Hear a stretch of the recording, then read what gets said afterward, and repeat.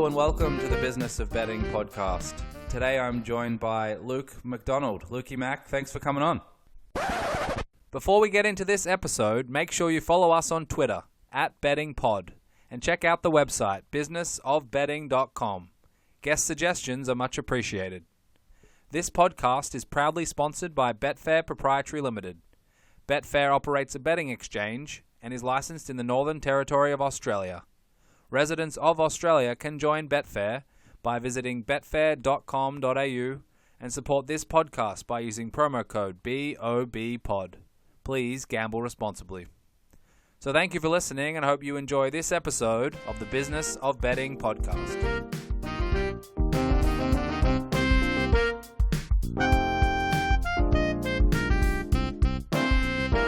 Today I'm joined by Luke MacDonald. Lukey Mac, thanks for coming on.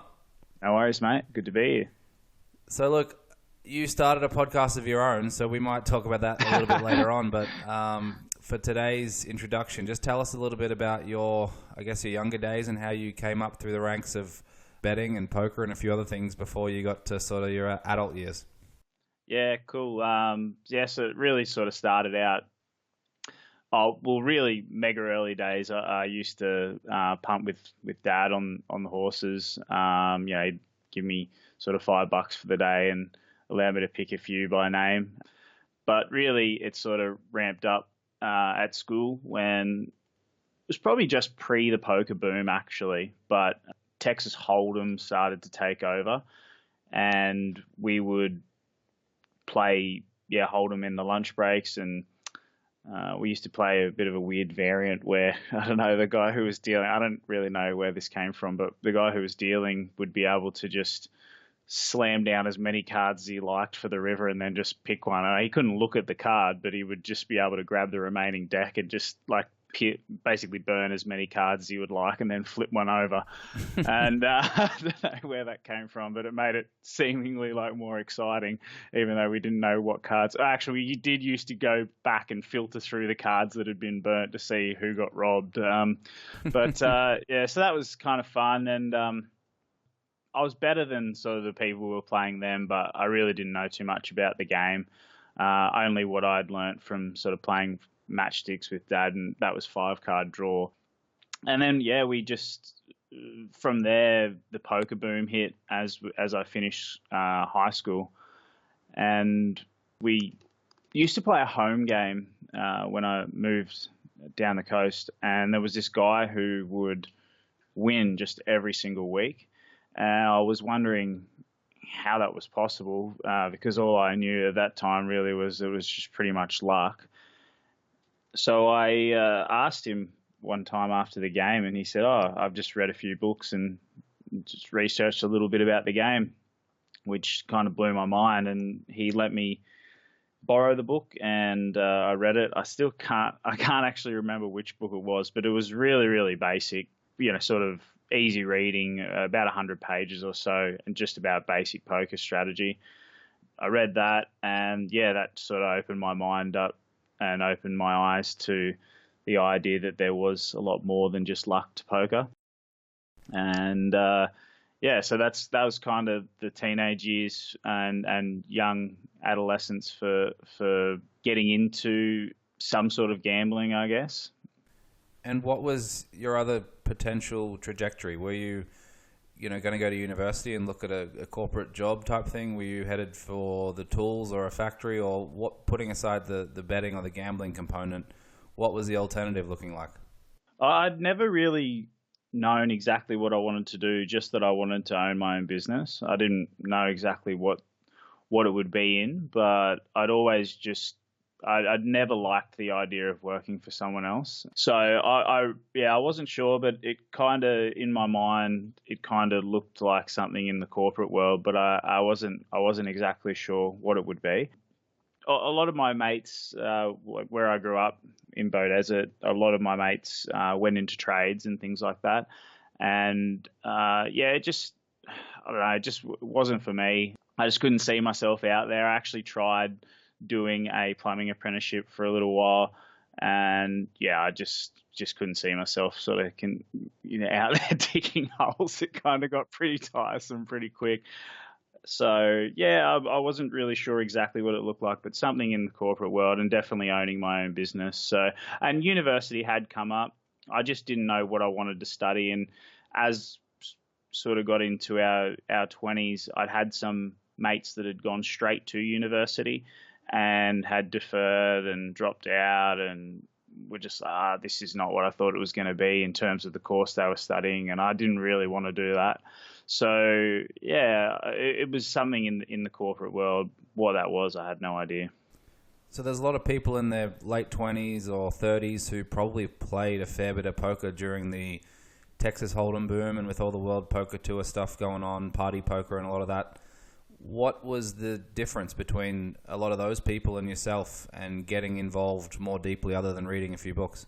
Yeah, well, I kind of missed probably the really early parts of the poker boom because I was still really crap at actually my skills in the game were quite decent from a standpoint of understanding hands, and maybe even being able to understand a little bit about where my opponent was and where I was, but I was still very young, very impatient, and that was a big issue with my play. I was partying and just really sort of focusing on having a good time really in my young 20s rather than probably realizing the opportunity that was there, mainly online at that point in time. And I think the people who really made it pay, I think a lot of them, like some of my friends who really were successful in the poker boom, they're still partying and having good fun, but they were just probably a little bit more patient and considered. And really, you didn't have to be that brilliant at the game. You just had to wait and get it in with the best hand, because the boom really brought. I mean, everybody after Chris Moneymaker won the World Series, everybody thought that they could be the next accountant from Idaho, wherever he was, middle of nowhere, basically to become a millionaire. So really, you just had to have a bit of patience, and I lacked patience in my early 20s excessively. So I think probably the big difference between the people that had a lot of success and not so much was not really knowing the game all that much better than the person next to you, but just being really patient. And some people seem to have that at a younger age than others, and I definitely wasn't one of those. So are you still playing now, or have you finished up with the poker stuff? No, I've given poker pretty much away. I played professionally for 3 years and part-time professionally for probably another 4 before that. And came across while I was playing full-time. I sold my equity in my company and went on to play full-time for 3 or so years, and had some great success with that. And while I was at the poker table one evening, I got asked about Betfair trading and did I know anything about it, and I didn't. And I think it actually kind of started on the back of bonus bagging or promo whoring, whatever people want to call it. That's what I originally got told about. I thought it seemed like a cool way to make some extra cash, and I probably back then had sports bet accounts and things that were just probably so bad. I mean, I just used to punt on footy when I was laying there on the couch and whatever. So they were probably open to all sorts of promotions back in the day. I can't remember exactly, but they would have been very, very muggy accounts. And so, I just kind of started on that train.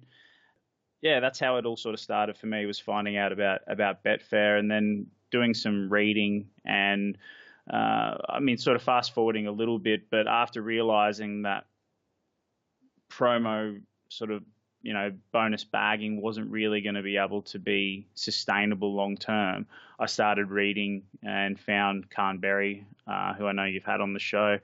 He found his stuff and, started realizing that there was an opportunity to, trade sport, which is, I've always loved sport.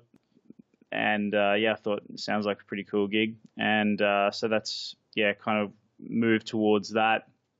And yeah, I just got so tired with actually playing poker. It's a pretty dull game now, and it's becoming more and more solved. I still enjoy actually playing Omaha and probably some more tournaments, which I've always been a cash game player, but I've been getting to a few tournaments here and there to play some Omaha stuff. I was in the Melbourne Champs probably 18 months ago or so and had a pretty successful time down there. And I'm enjoying doing that actually more than going and playing cash now. It's just kind of a degenerate itch that I need to scratch every now and then to go and play some cards. So a tournament's a nice way to do it. And Omaha's got more gamble in it, and the fish seem to make more mistakes in there, so it's kind of more fun. But for the most part, yeah, I've tried to go to the casino and tried to, enjoy it, have a few beers and play, but I just can't deal with it. It's just so slow, particularly compared to online. And my local casino also is just awful. It's really, the commission structure is slightly better now, but the games are pretty bad up here. So it's just, yeah, I've pretty much given poker away, to be honest. So this is a question I normally ask later on, but I'll ask it now. What's one of the attributes that allows you to be, able to provide a living for yourself doing this full time, and whether it's been poker or now with what you're doing on the betting and trading side, what's something that stands out?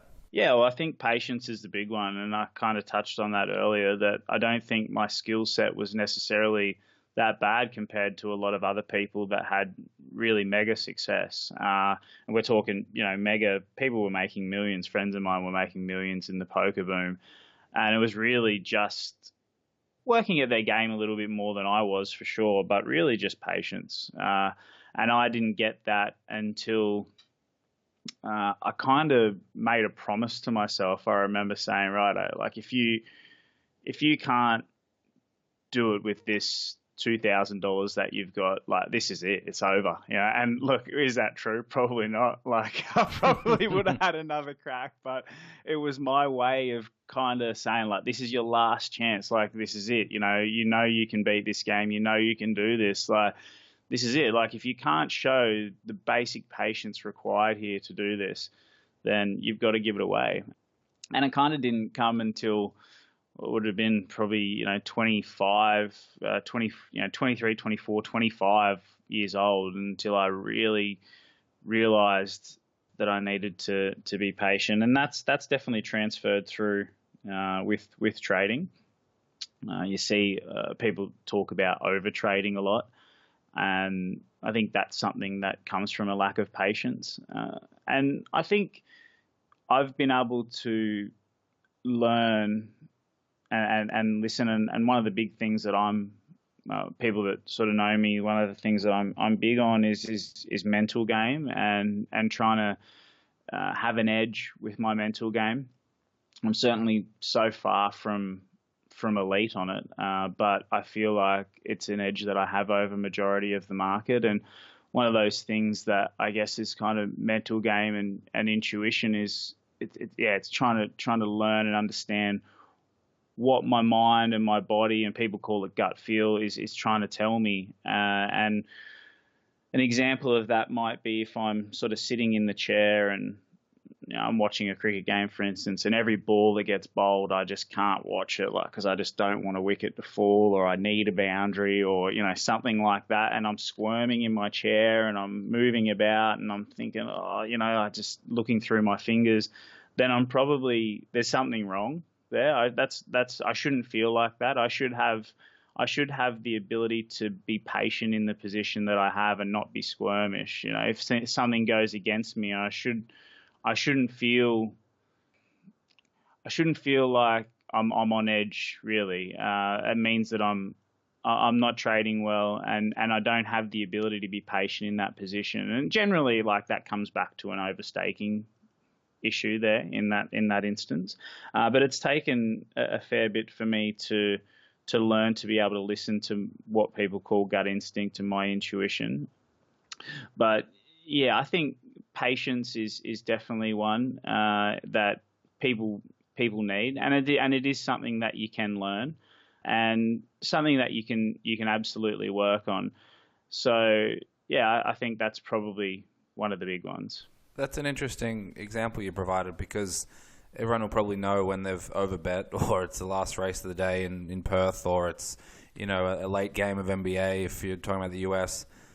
But even if you're playing fantasy with your mates for no money, oftentimes you have that same feeling. How do you differentiate between that, or are some people more likely to have that riding the edge of the seat attitude to what they're, in quotation marks, invested in, or whether it's a bet or a fantasy or whatever it might be?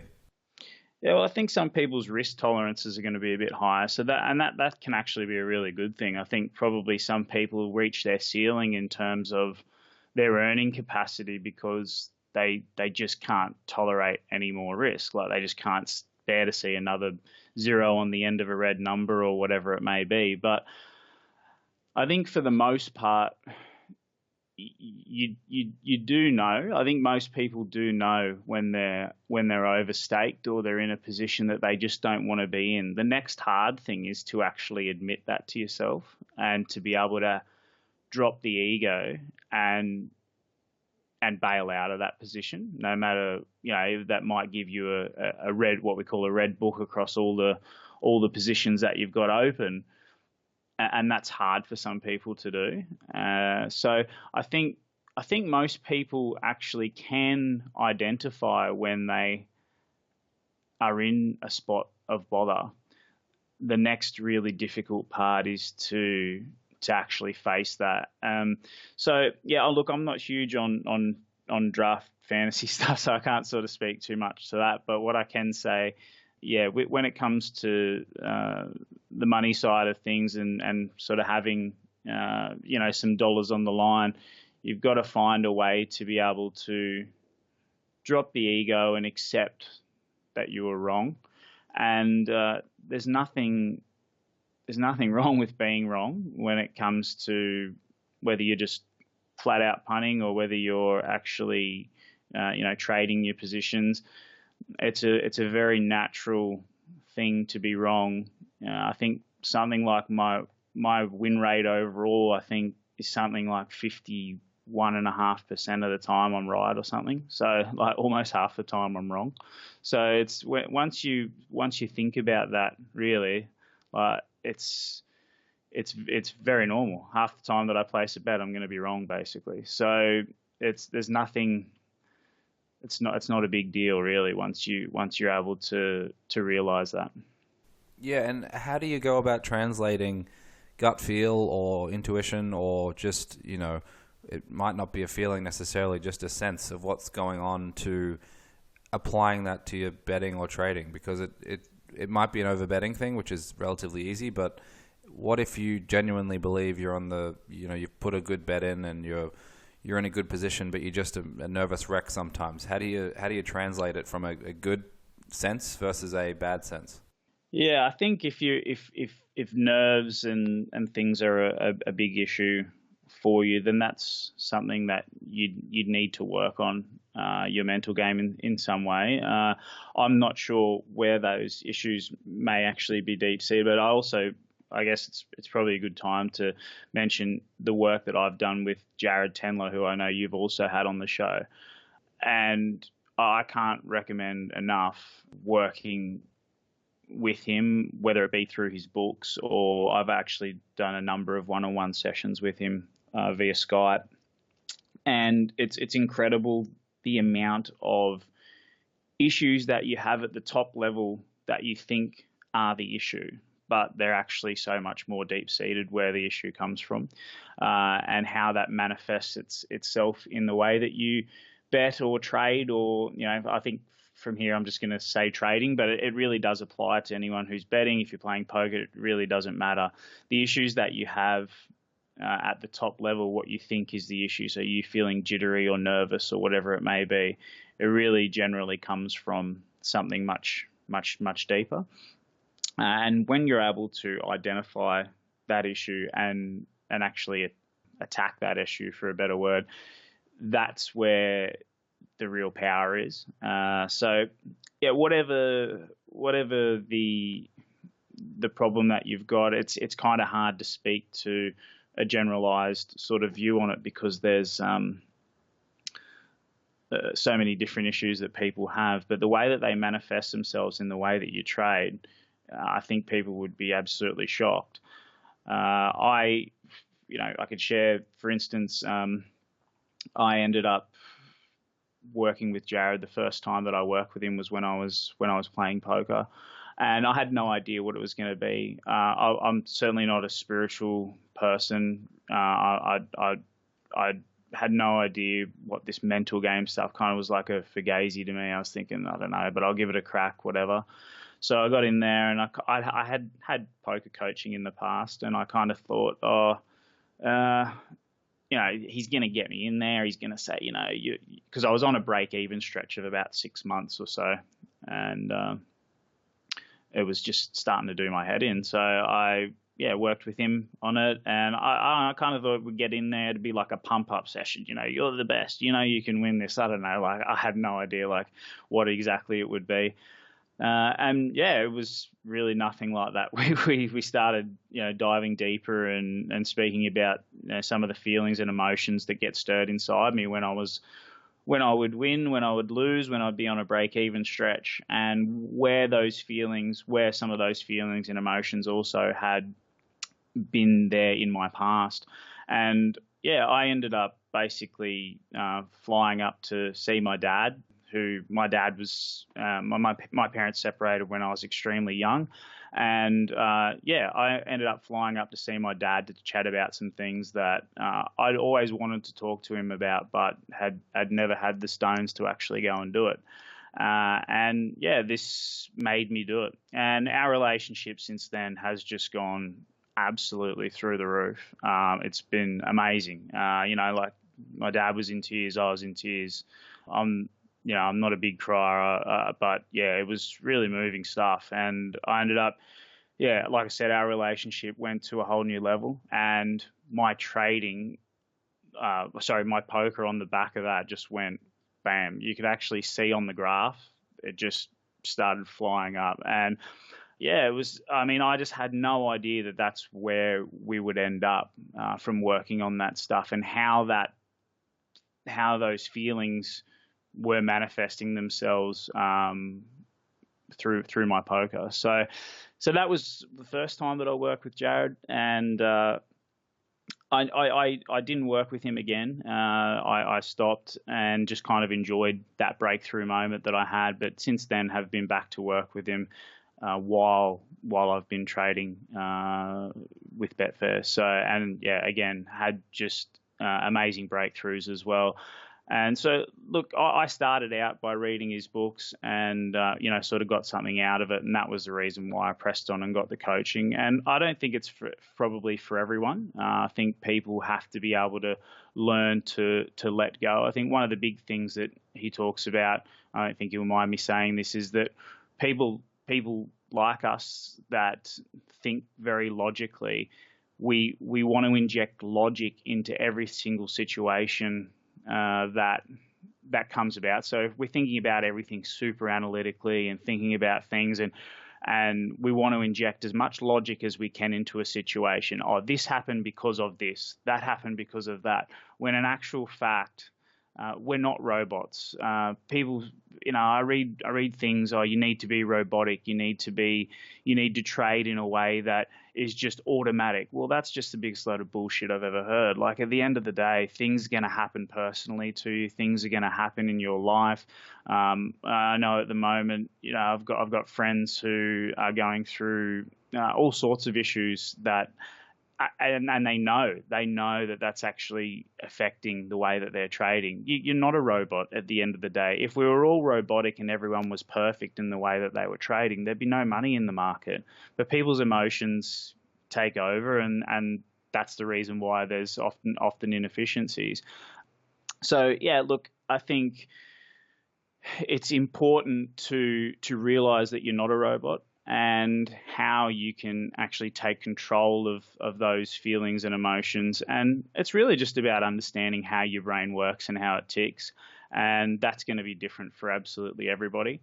But I cannot recommend enough, in whatever way that it is, working on your mental game in some way, shape or form.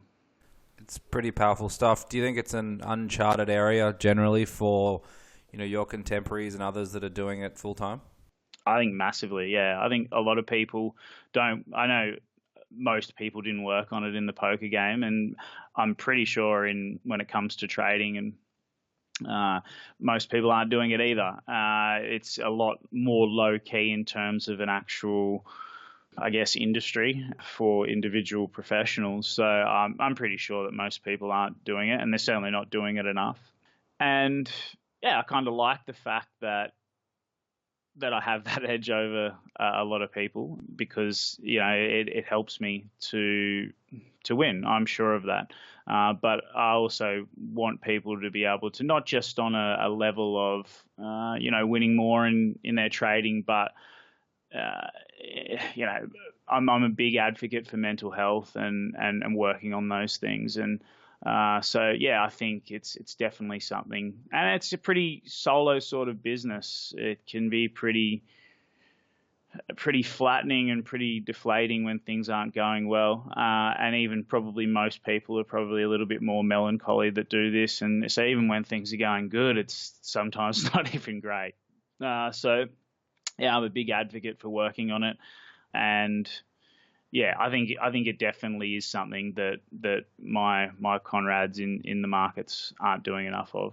So tell me about anyone who's been on your blog will have seen, in the past you've put a lot of granular detail about your performance and what you've been doing. Take us through why you went down that path and that project of putting absolutely everything online for everyone to see.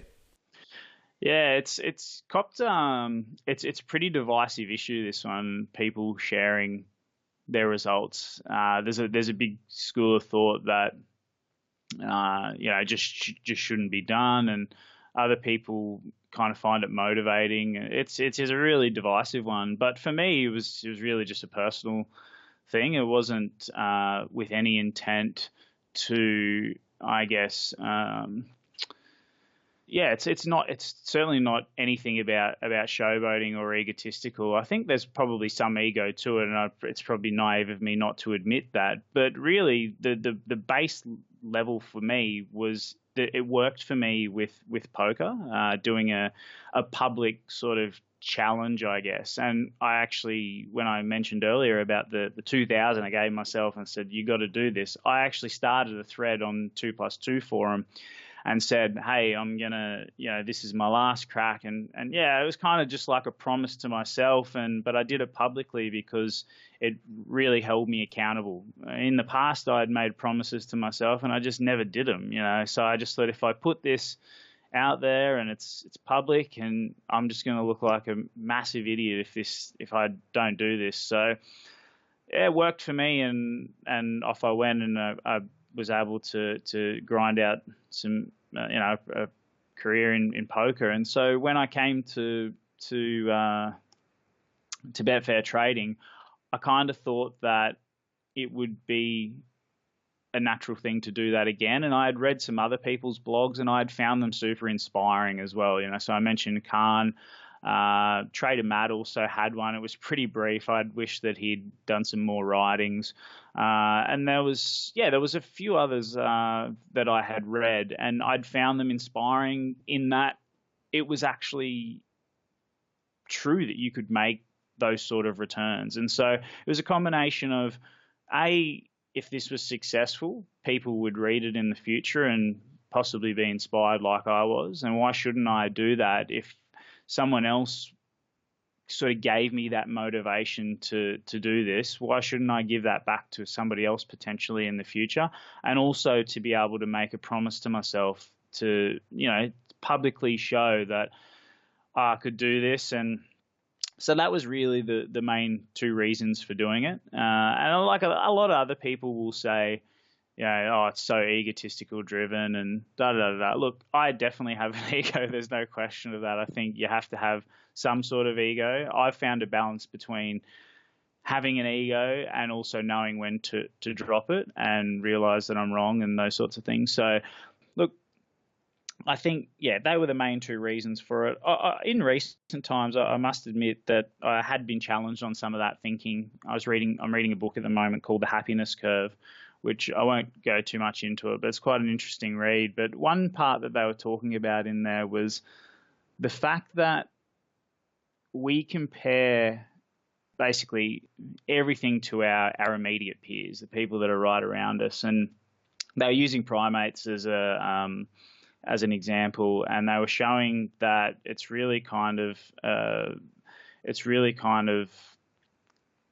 the amount of money that we earn. We're only really sort of jealous in comparison to the people that are immediately our peers. So if our partners or our friends or that kind of whole keeping up with the Joneses kind of thing right around us are earning more or less, that's the things that can give us a lack of self-worth and these sorts of things. And I must admit, like when I read that and my intention, and it certainly did challenge my thinking, and I spoke to my partner about it.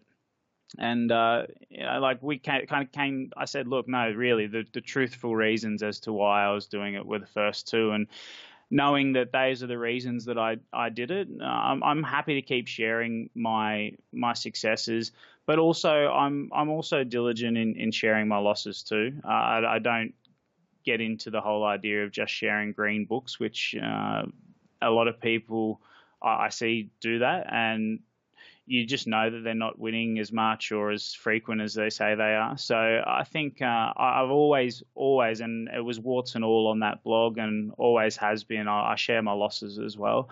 And it really is just for those two reasons. And there's probably a tiny little bit of ego in there too. So in those blog posts that I was looking at, there was not one sport or a sharp focus necessarily. There was a number of different sports. And I guess this goes to the idea of, well, you've been talking about trading since the start. Take us through the thought process, I guess, on your side in terms of, is trading something you can attack across the board, or is it something that you need to hone in on and have domain expertise so that you're watching, ball-by-ball cricket coverage, or you're watching, every try or things like that? Yeah, so, good question. I think specializing is super important. Back then, you've just reminded me of the other person that I was reading about when I was learning about trading was Dan Weston, and he had a book out on tennis trading. And that's why, I was kind of firing at everything. I was trading darts, tennis, you name it. I was kind of trading it. But really horses, UK horses and tennis was off the back of Khan and Dan, because I just didn't know anything else. I didn't even know that cricket trading was a big thing. I was kind of just trading anything that moved. I was just desperate to try and apply these skills. And pretty quickly, though, I realized that I really needed to focus in on areas that I understood more deeply. I think, to be honest, now that I would say that I'm up towards sort of getting towards advanced in my trading, that I would probably be able to grind out some profit on most sports if I went back and kind of refreshed and started out and dropped the stakes. And I think I could find a lot of my stuff is pattern recognition, and I think those things often repeat over and over and over again. So I think I would be able to pick up some of those patterns in most sports. So I quickly moved into cricket and rugby league, which are the two sports that I've followed my whole life. And though sort of focusing in on those two sports definitely allowed me to get the successes that I got a lot more quickly than had I have gone for the scattergun approach. I know a lot of people that are successful in this really just focus on one sport. So most of the people that I know that have success personally, it's in cricket trading, and I've kind of just gravitated towards those people because of my successes with cricket. But yeah, there's with Betfair, where you've got golf, you've got racing, you've got tennis, cricket. NFL's kind of picking up, and I expect once we get that sort of open slather over there with their sports betting, that's the exchange is going to be pretty massive for NFL and probably most of the American sports. But I think that'll be quite a fun time when the States, it'll be a bit of a mini poker boom almost again when the States is able to trade on exchanges, and I think it'll be probably pretty fun markets, but then I think it'll sharpen up pretty quickly because there's some mega smarties over there in the States. So yeah, I think definitely focusing in on something that you know really well and you understand is going to get you the best success as soon as possible. The Betfair exchange isn't a house that sets the odds. It's betting at its purest. One punter's opinion against another's. Play the game within the game at betfair.com.au. Gamble responsibly. Take me through the impact on NRL betting this season and what it was like previously, and some of the changes that have happened in recent times. Yeah, it's been it's actually rocked me, to be honest. I think I had some beers with a good friend of mine yesterday and was sort of filling him in on the details of it, but he was kind of surprised because he's like, yeah, you've always said to me that this won't go on forever. And he said to me yesterday, I was just thinking to myself, why not? Like, you'll just be able to, keep making cash doing what you're doing. But regulatory things are always an issue. I mean, you've only got to look at poker now, which is completely banned online in Australia. Just totally mind-blowing how that can be the case. It's been lumped in with, a game of just pure chance, apparently. So, I mean, it's just so insane. But yeah, so look, regulatory things are never far away from sort of cutting out edges, and that's happened to me with NRL. So they've basically 6 days out from the season starting, Betfair have announced that the commission structure has gone. It's now the most expensive sport in the world to trade on Betfair at 6%. And people might say, oh, it's only 1% up from the others. But last year they were able to have a 2.5% commission structure, the same as the AFL. And this year they've had to go from 2.5% to 6%. So Peter V'landys, who is now on the NRL commission, he's also the New South Wales Thoroughbreds CEO, or whatever the big wig is there. He's now on the commission for the NRL, and he has decided to bring in a turnover-based model, which is, for anyone who's in racing will understand, it's basically the same sort of model as that. And that just doesn't work for the exchange, and particularly with the low turnover that the NRL markets had anyway, it just doesn't work out. Whereas before they had a profit-based, and I mean the basic thing. And look, the boys in the little group chat that I've got will be laughing when I'm about to start talking about maths, because it is not my strong point. But essentially, the way they explained it to me was, if there's two people in the market, let's say just two people trading against each other, and I have $1,000 on a team at $1.10. The other person obviously lays that. We're now, plus 100 minus 100. But then later on in the game, that might flip around and they have the $1,000 on the same team at $1.10, which I decide to lay. Now our books are completely 0-0, but we've created $2,000 of turnover. So Betfair's having to now pay on that, even though they make no income on the back of it. So it's really hard for an exchange to be able to keep their commission structures down low. So they've had, on the back of that model, so they've had to go up. And as a result, sort of like 197.5 lines now have become 194, and people are just finding that they're able to get prices with books and things that are better, and the liquidity's pretty much dried up. It's a pretty sad state of affairs. There's still a fair bit there but Saturday night, for instance, was just shocking. Like, there was really no point sitting in front of the screens at all. And so, yeah, it's been pretty rough for me in terms of having to realise that income is now gone, and it's the first time that I've had to go through what people are sort of describing to me that have done it before as kind of reinventing themselves and finding a new way forward. But yeah, it really did rock me, and I it was very unexpected, even though I always knew that things could change at any moment. Just kind of the timing of it 6 days out from the season. And it's probably the sport that I enjoy the most watching and trading. And, so that's kind of just been ripped out from underneath me, which is, pretty tough to swallow. But, like I said, I'm working through how to try and reinvent myself and find a way forward. So I've been working on horse racing. I know people that follow me on Twitter will have seen, and that was kind of as well a total freak chance that I tried out on my fifth journey now on trying to make racing work. It hasn't worked the previous 4 times, but that was a total freak chance that I decided to have another crack at it, just on the back of thinking that my skills have gone they've grown so much over the last 18 months since I'd last tried. And I thought, okay, I'll give it another shot. And that was sort of a month ago now. And then, the news came. So that's one way that I'm trying to see if I can press forward, is to make racing happen.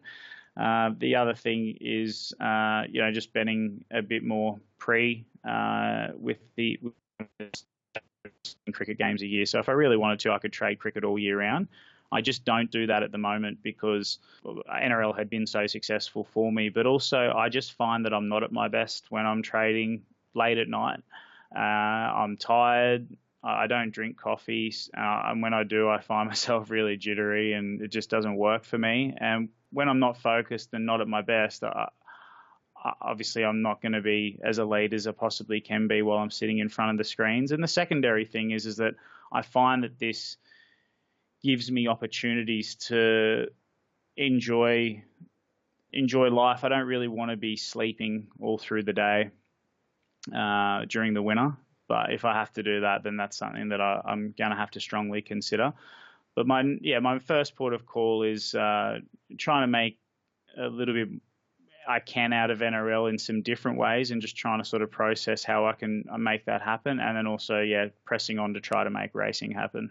So reinventing yourself from a fundamental perspective, what actually can you do or have you learned so far that you can share with others? Because I'm guessing there's others that bet NRL or there's others that have faced regulatory or other challenges that will impact their ability to make money on a certain sport or a certain way to bet. What can you share in terms of some of the things that you're thinking about or that might have worked so far? Yeah, well, I've just emailed Jared yesterday. I'm going to go in and have a couple of sessions with him, I think, is the first thing. And also, look, I've also got another guy, and this is probably a really good thing that I think people can do, is you've got to build a network around you. Like I have, for instance, I've got a group chat of sort of, I think there's probably 7 or 8 of us in there. Recreational guys, part-time pros, full-time pros that we chat all the time. I probably chat to them more than I chat to my poor partner at some days. So but it's great because you don't go to barbecues and things and speak to people and they say, oh yeah, that's what I do as well very often. We're in different areas of Australia, different areas of the globe. So really building a network around you to talk about things, sharing experiences, sharing the thoughts, the feelings, the emotions that are sort of happening there.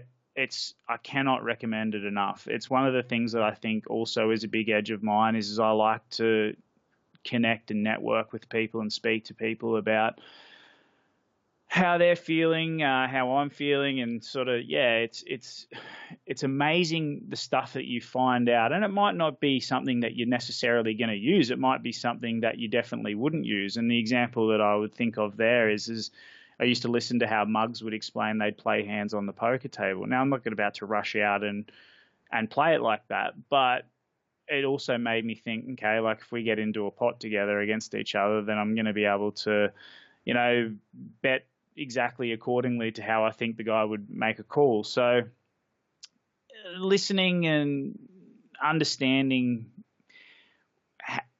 anything about the game that you're in is super important.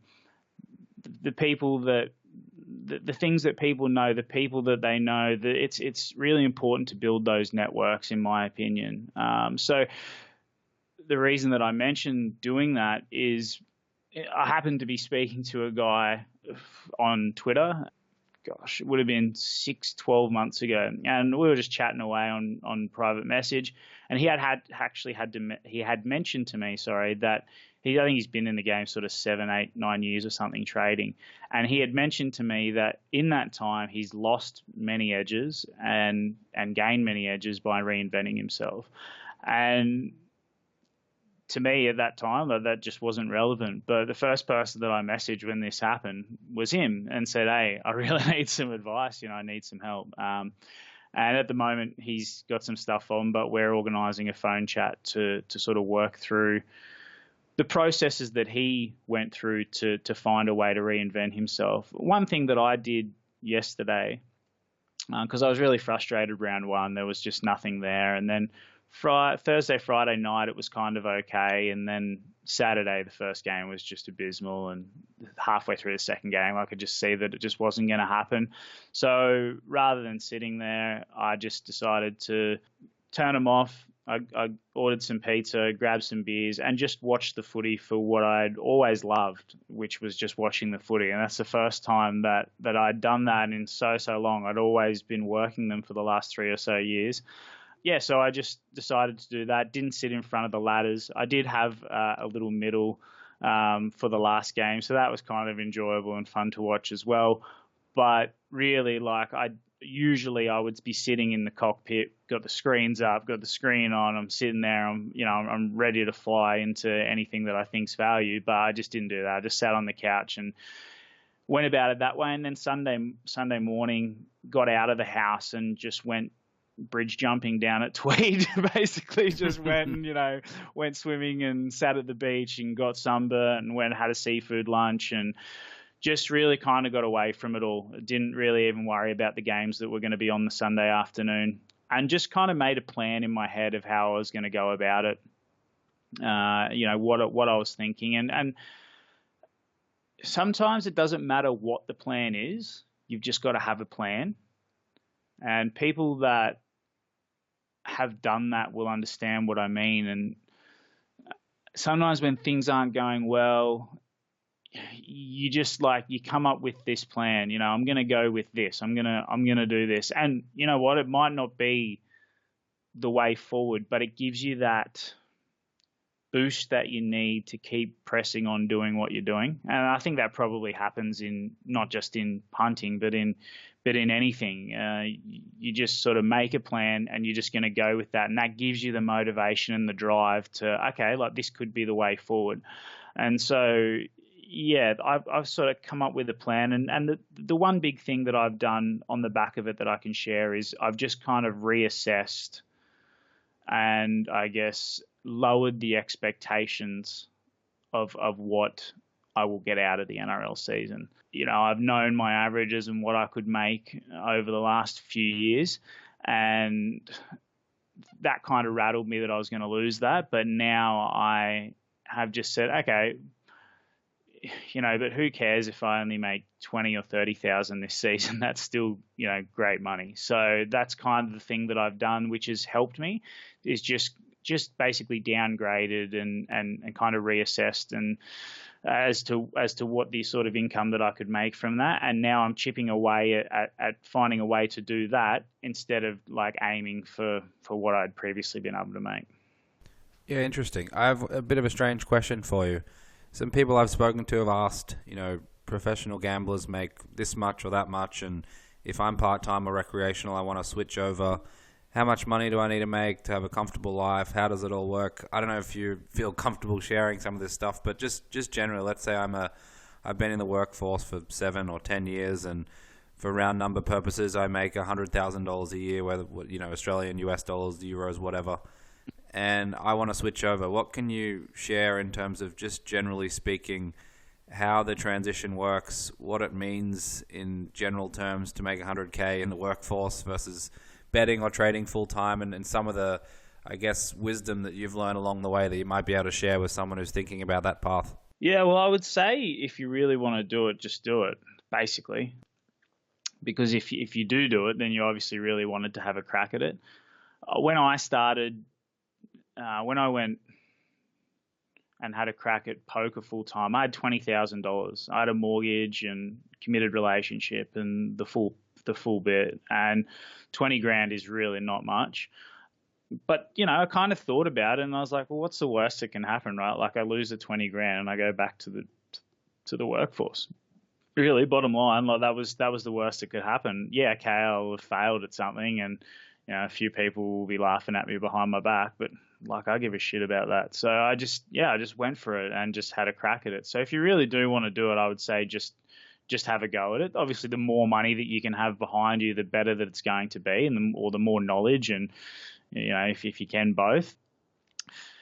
But yeah, look, the differences between the two, I mean, I can't compare it. I mean, it's just so much better to not have to. Well, I mean, look, if you're working for yourself, then maybe it's great, but I just can't imagine working for someone anymore. It's very hard for me to imagine doing that.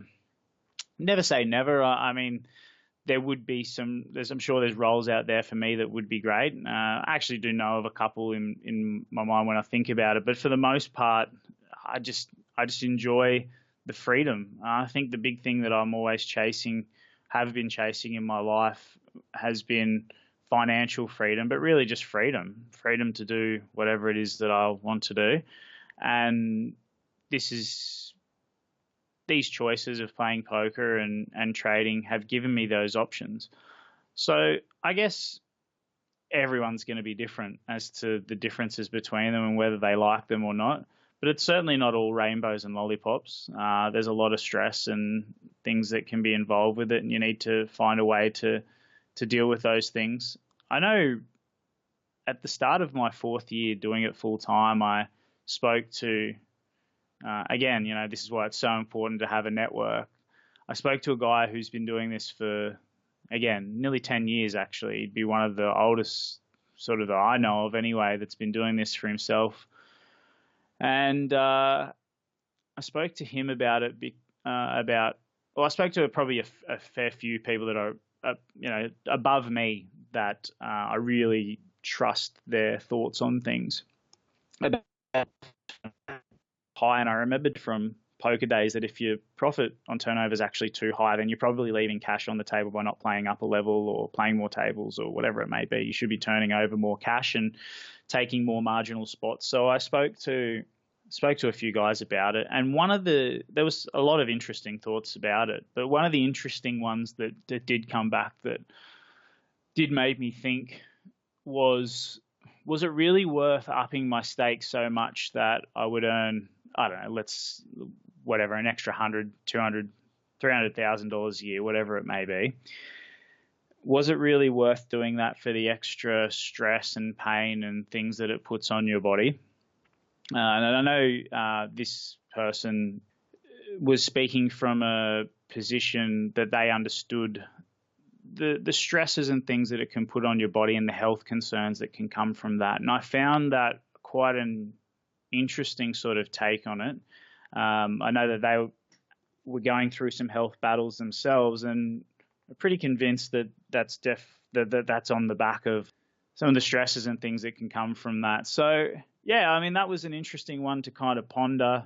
Would it, how much is extra money really worth if it's got the potential to kill you? I mean, I'm not really sure how you sort of quantify that, and if it's if it is true or not. But yeah, it's certainly not all rainbows and lollipops, and then things can change in an instant. You look at the NRL situation and professional poker players that were playing online, what happens to them. But look, I think at the end of the day, if you really want to have a crack at it, then you will, and you should, and you'll know pretty quickly if you can make it happen or not. And the worst thing that's going to happen is you're going to end up back working.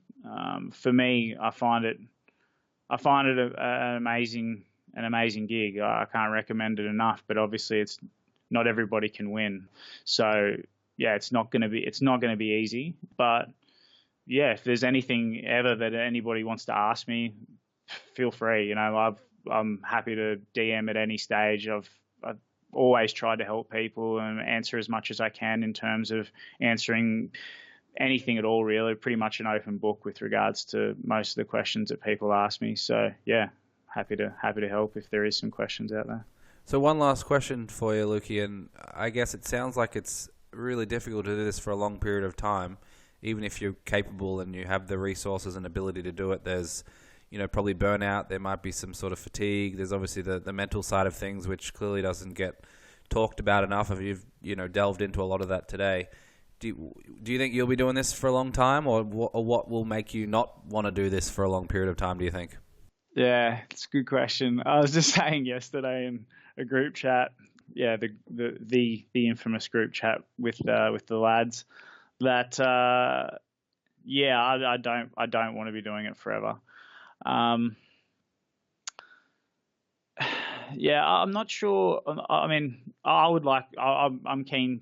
I'm pretty keen to go traveling and go and see a bit more of the world. So yeah, I can take some of this stuff with me for sure. But I really just want to go and kind of immerse myself in some other cultures, and I've really enjoyed the places that I've traveled so far. I love India and countries like that where it's really nothing like Australia.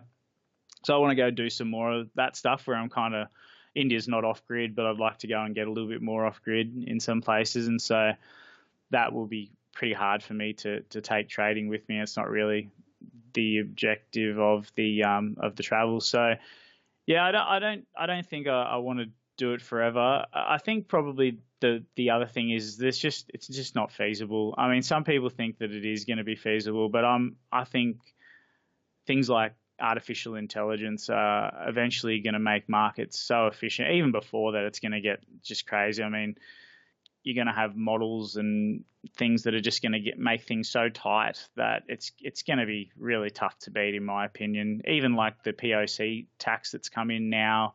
I've got a mate who's an absolute jet when it comes to WA racing, and he took a break from betting into WA racing because he was doing some stuff with his main career choice. But he's come back and has been betting into those markets and has said, shit, I might have underestimated how much this has affected the game. He's finding that it's really, really tough now, and that he can't make almost any mistakes at all now in terms of turning a profit. So yeah, like there's just so many things that can change that can make it not viable anymore. So I don't like pin my thoughts on, I'll just be doing this forever. But while it's here, I'm trying to make hay while the sun shines, and doing the right thing with my cash, or what I deem to be the right thing from the knowledge that I have.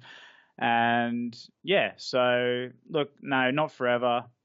Reasons, well, I'd probably like to do it for a fair bit longer, but I'm going to go traveling, and it wouldn't surprise me if things get insanely tough, or they're not feasible to do due to regulatory somewhere along the way. So yeah, just kind of play it by ear, but while it's here, just rip in. So before I let you go, just two more things. A couple of resources you can suggest. It doesn't have to be about, and I know you've mentioned some already with Jared's stuff and Khan, but books or research papers or something for the listeners, and also the best place to get in contact with you. Yeah, sure. I've mentioned Jared's both his books. Definitely have a look at those as a starting point. And then if you get something out of those, some aha moments, then look at some coaching potentially. But Trading in the Zone by Mark Douglas, it's just the best book. Like, it's got obviously nothing to do with sports betting specifically, but just that idea of getting in flow and getting in the zone is something that I think everybody can understand. And that's not just to do with, again, betting, but that can just be anything that you're doing in life when you just feel that you're totally in flow with what's happening. So yeah, definitely have a read of that.